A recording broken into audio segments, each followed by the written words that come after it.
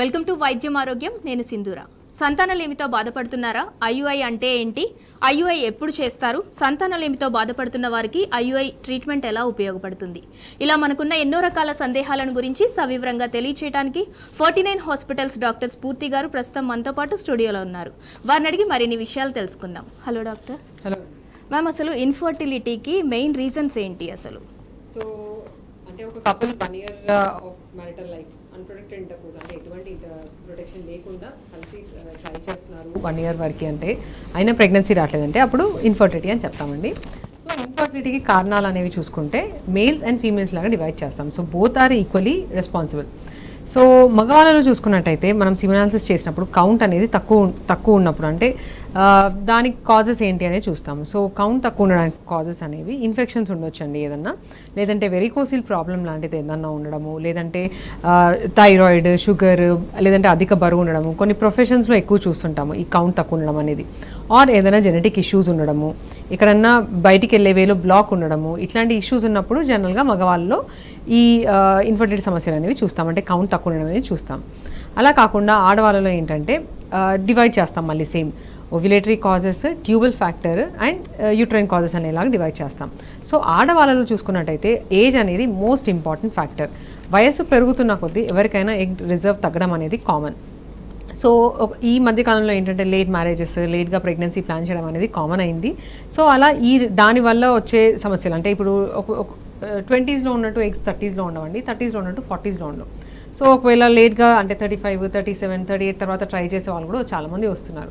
So అలా age related decline in the egg number అని చెప్తామండి. సో వయసు వల్ల ఎగ్ నెంబర్ తగ్గిపోవడము, ఆ ఇష్యూస్ ఉన్నాయా?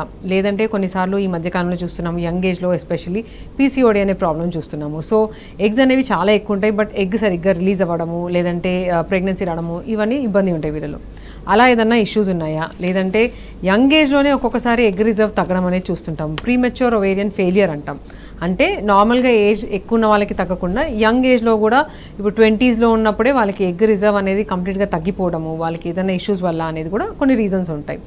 అది కాకుండా ఎండోమెట్రియోసిస్ అనే కండిషన్ ఇంకొక ఇంపార్టెంట్ కండిషన్. ఇలా ఎగ్ రిజర్వ్ అనేది తగ్గడానికి, ప్రెగ్నెన్సీ రావడంలో ఇబ్బంది అంటే ఇన్ఫర్టిలిటీ సమస్యకి అదొక రీజన్ లాగా చెప్తాం.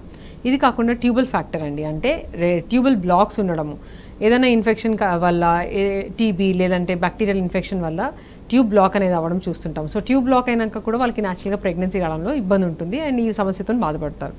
అలా కాకుండా థైరాయిడ్, షుగర్, ప్రొలాక్టిన్ అనే హార్మోన్ ఇవి సరిగ్గా లేకపోయినా కూడా ప్రెగ్నెన్సీ రావడంలో ఇబ్బంది ఉంటుంది.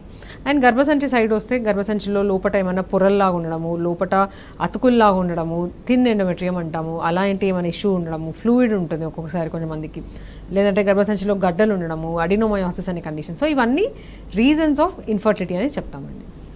డాక్టర్, అలాగే అంటే కొంతమందికి థైరాయిడ్ ఇష్యూ అనేది ఉంటుంది. అంటే థైరాయిడ్ ఇష్యూ ఉన్న ప్రతి ఒక్కరు కూడా ఇన్ఫర్టిలిటీ అంటే ప్రాబ్లం ఫేస్ చేస్తారంటారా? సో థైరాయిడ్ ఇష్యూ ఉన్న ప్రతి ఒక్కరికి ఇన్ఫర్టిలిటీ ప్రాబ్లం అని చెప్పమండి. ఇప్పుడు థైరాయిడ్ అనేది ఇప్పుడు హైపోథైరాయిడిజం ఆర్ హైపర్ థైరాయిడిజం అనేది డివైడ్ చేస్తాం. సో హైపోథైరాయిడిజం ఉందనుకోండి, సపోజ్ వాళ్ళ TSH వాల్యూ అనేది చాలా ఎక్కువ ఉంది, మరీ 50, 60 ఆ రేంజ్లో ఉంది అన్నప్పుడు ఒక్కొక్కసారి ఎగ్ పెరగడంలోనే ఇబ్బంది చూస్తుంటాం. లేదు ఒక్కొక్కసారి సబ్ క్లినికల్ హైపోథైరాయిడిజం అంటామండి. అంటే నార్మల్గా ఏంటంటే కొంచెం వాల్యూ నార్మల్ ఉండాల్సిన దానికన్నా ప్రెగ్నెన్సీలో తక్కువ కట్ ఆఫ్స్ తీసుకుంటాం.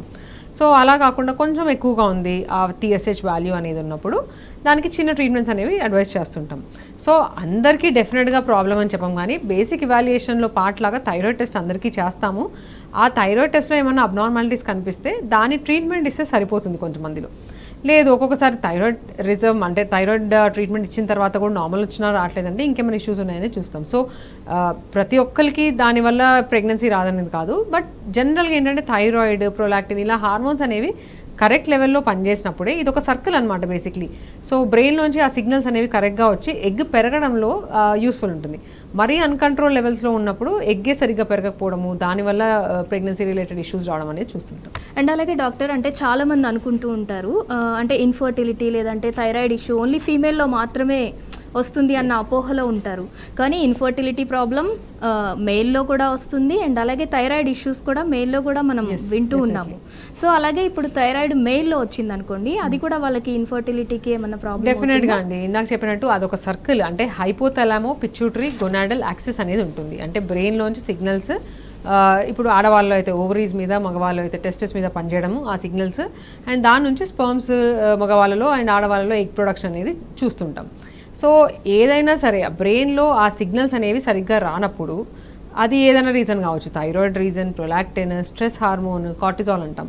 సో ఇలా హార్మోన్స్ అనేవి సరిగ్గా పనిచేయకపోతే దానివల్ల ఈ నార్మల్ రావాల్సిన గొనాడోట్రోపిన్ సిగ్నల్స్ కూడా సరిగ్గా రావండి. సో డెఫినెట్గా మేల్స్లో అండ్ ఫీమేల్స్లో కూడా ఎఫెక్ట్ అనేవి చూస్తుంటాము.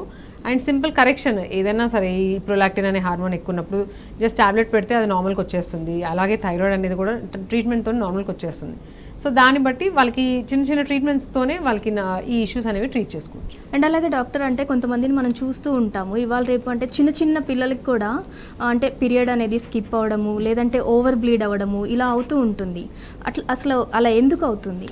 సో సైకిల్స్ ఇర్రెగ్యులర్ అనేది చూసుకున్నట్టయితే అంటే నార్మల్గా ఏంటంటే పీరియడ్ స్టార్ట్ అవ్వడం మెనార్కీ అంటామండి.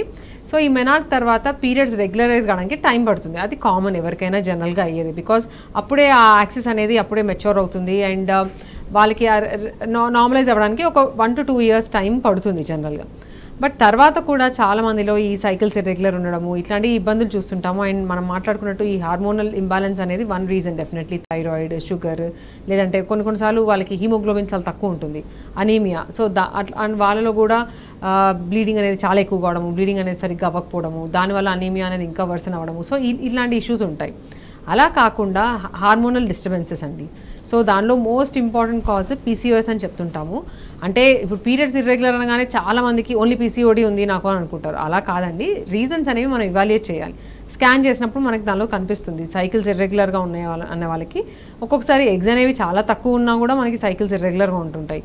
అంటే ఎగ్ అనేది కరెక్ట్గా పెరిగి కరెక్ట్గా రిలీజ్ అయ్యి ఉన్నప్పుడే ఆ సైకిల్లో పీరియడ్ అనేది రెగ్యులర్గా ఉంటుంది. బట్ ఒకవేళ ఎగ్స్ అనేవి చాలా ఉన్నా, అంటే పీసీఓడీలో ఏంటంటే ఎగ్స్ అనేవి చాలా ఎక్కువ ఉంటాయి, బట్ వాళ్ళకి ఆ ఎగ్స్ అనేవి సరిగ్గా పెరగవు, అవన్నీ చిన్న చిన్న సైజులోనే అరెస్ట్ అయిపోయి ఉంటాయి. సో అలా ఉండడం వల్ల వాళ్ళకి ఆ సైకిల్స్ అనేవి ఇర్రెగ్యులర్ ఉంటాయి. అలాగే ఎగ్ రిజర్వ్ కూడా చాలా తక్కువ ఉన్న వాళ్ళకి కూడా సైకిల్స్ అనేవి ఇర్రెగ్యులర్గా ఉండడం చూస్తుంటాము. సో ఇలా కాజెస్ ఏంటి ఈ ఇర్రెగ్యులర్ అనే దానికి మనం బ్లడ్ టెస్ట్లో ప్లస్ స్కాన్లో మనకి ఒక రఫ్ ఐడియా వస్తుందండి. సో ఓన్లీ పీసీఓడి వల్లనే అని అనుకోవడానికి ఉండదు. డాక్టర్ ఒక కాలర్ ఉన్నారు, రాము గారు. హలో హలో డాక్టర్, మీ దగ్గరికి ఇన్ఫర్టిలిటీ ప్రాబ్లంతో ఎవరైతే కపుల్ వస్తారో అంటే ఫస్ట్ వాళ్ళకి అంటే ఎలాంటి టెస్ట్ సజెస్ట్ చేస్తారు? సో బేసిక్ ఇవాల్యుయేషన్ అండి. అంటే ఫస్ట్ ఒక కపుల్ రాగానే వాళ్ళిద్దరి నుంచి హిస్టరీ తీసుకుంటాము. వాళ్ళ ఏజ్ ఎంత, వాళ్ళకి ఇప్పటివరకు తీసుకున్న ట్రీట్మెంట్స్ ఏంటి అనేది, అండ్ వాళ్ళ మెన్స్ట్రల్ హిస్టరీ, వాళ్ళకి ఎటువంటి ఏమైనా సర్జరీస్ అయ్యాయా ముందు, ఏదైనా ట్రీట్మెంట్స్ తీసుకున్నారా, టాబ్లెట్స్ దేనికైనా వాడుతున్నారా కరెంట్లీ అనేది అన్ని చెక్ చేసుకుంటాము. చెక్ చేసుకొని బేసిక్ ఎగ్జామినేషన్ తర్వాత డాక్టర్ కాలర్ ఉన్నారు. Hello sir, good afternoon madam. నమస్తే అండి, డాక్టర్ గారు ఉన్నారు, మాట్లాడండి. మేడం ఇవ్వండి మేడం. చెప్పండి sir. Good afternoon sir.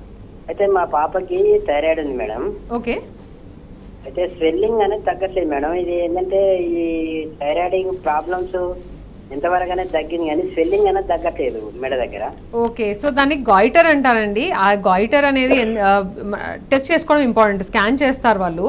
So ఇప్పుడు స్వెల్లింగ్ రావడానికి చాలా రీజన్స్ ఉంటాయండి. నార్మల్గా సింపుల్ బినైన్ నాడ్యూల్ ఉంటుంది, ఒక్కొక్కసారి ఏమైనా ఇష్యూ ఉందా అనేది కూడా చెక్ చేస్తారు. సో ఓన్లీ థైరాయిడ్ ట్రీట్మెంట్ కాకుండా, బికాజ్ ఒక్కొక్కసారి ఏంటంటే అయోడిన్ డెఫిషియన్సీ ఉన్న వాళ్ళలో కూడా ఈ గాయిటర్ అనేది చూస్తుంటాము, లేదంటే ఇంకేదన్నా ఇమ్యూనాలజికల్ కాజెస్ ఏదన్నా ఇష్యూస్ ఉన్నప్పుడు కూడా ఈ స్వెల్లింగ్ అనేది చూస్తుంటాము. ఒకసారి ఎండోక్రైనాలజిస్ట్ని కలిసినట్టయితే వాళ్ళు డీటెయిల్ ఇవాల్యుయేషన్ చేసి అవసరమైతే ఆ నెక్ దగ్గర స్కాన్ చేసి ఆ స్వెల్లింగ్ అనేది కొన్ని అప్టేక్ స్కాన్స్ ఉంటాయి అన్నమాట.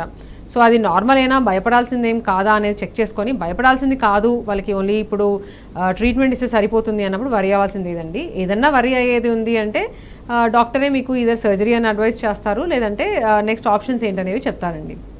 డాక్టర్ ఇందాక మీరు చెప్తున్నారు, ఆ టాపిక్ కంటిన్యూ చేయండి. సో బేసిక్ అదే ఆల్రెడీ హిస్టరీ అంతా అయిపోయిన తర్వాత వైఫ్ అండ్ హస్బెండ్కి ఇద్దరికి టెస్ట్ రాస్తామండి. అండ్ దానిలో భాగంగానే మనం ఫస్ట్ ఇవాల్యుయేషన్ చేసుకునేది స్కాన్ చేస్తాం వైఫ్కి. ఒక బేసిక్ స్కాన్లో మనకి చాలా వరకు ఇష్యూస్ ఏమైనా ఉన్నాయనేది కనిపిస్తుందండి. ఒక ట్యూబ్ మనకి స్కాన్లో కనిపించదు.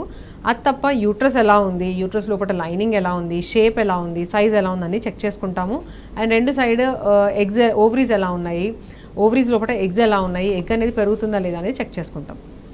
అండ్ దాంతోపాటు కొన్ని బ్లడ్ టెస్ట్ ఇందాక చెప్పినట్టు బేసిక్ తను అసలు ప్రెగ్నెన్సీకి ఫిట్గా ఉన్నారా లేదా అని తెలియడానికి మనకి హీమోగ్లోబిన్ టెస్ట్ లేకపోతే థైరాయిడ్ ప్రొలాక్టిన్ ఇవన్నీ టెస్ట్లు చేసుకుంటాం. అండ్ హస్బెండ్ సైడ్ నుంచి ఏంటంటే ఒక బేసిక్ సీమెన్ అనాలిసిస్ ఉంటుంది. సీమెన్ అనాలిసిస్లో మనకి జనరల్గా కౌంట్, మొటిలిటీ, మార్ఫాలజీ అలాంటి అన్ని ఇష్యూస్ ఏమన్నా ఉన్నాయనేది బయటపడుతుంది. సో ఇవి బేసిక్ టెస్ట్లో అందరికీ చేస్తామండి. అండ్ దీనిలో ఇష్యూస్ ఉన్న వాళ్ళకి ఇంకా advance test and also tubal evaluation వైఫ్కి.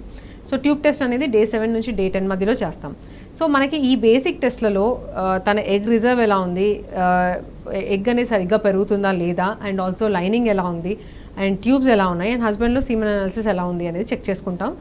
అన్నీ బాగున్నప్పుడు అడ్వాన్స్ టెస్ట్లు అనేవి అందరికీ చెయ్యము. ఒకవేళ దీనిలో ఏమైనా ఇష్యూస్ ఉన్నాయి, ఫర్ ఎగ్జాంపుల్ ఇప్పుడు సీమెన్ అనాలిసిస్లో కౌంట్ అనేది చాలా తక్కువగా ఉంది లేదంటే 0 ఉంది అన్నప్పుడు వాళ్ళకి కొన్ని హార్మోన్స్ ఉంటాయండి. అలాగే మగవాళ్ళకి కూడా స్కాన్స్ ఉంటాయి అండ్ ఆల్సో జెనెటిక్ టెస్ట్లు ఉంటాయి. అట్లా ఏమైనా ఇష్యూస్ ఉన్నప్పుడు ఈ అడ్వాన్స్ టెస్ట్లు అనేవి చేస్తాం. ఈవెన్ వైఫ్లో కూడా ఒకవేళ హిస్టరీలో ఏదైనా రికరెంట్ ప్రెగ్నెన్సీ లాస్ అంటే ఊరుకూరికే మిస్క్యారేజెస్ అవుతున్నాయి, అలా ఏమైనా ఇష్యూస్ ఉన్నప్పుడు వాళ్ళకి కూడా కొన్ని అడ్వాన్స్ టెస్ట్లు ఉంటాయి. ఏమైనా యాంటీబాడీస్, ఇమ్యునాలజికల్ టెస్ట్లు అలాంటివి చేసుకొని మనము వాళ్ళకి నెక్స్ట్ ట్రీట్మెంట్ ఆప్షన్స్ ఏంటనేది అడ్వైస్ చేస్తాం.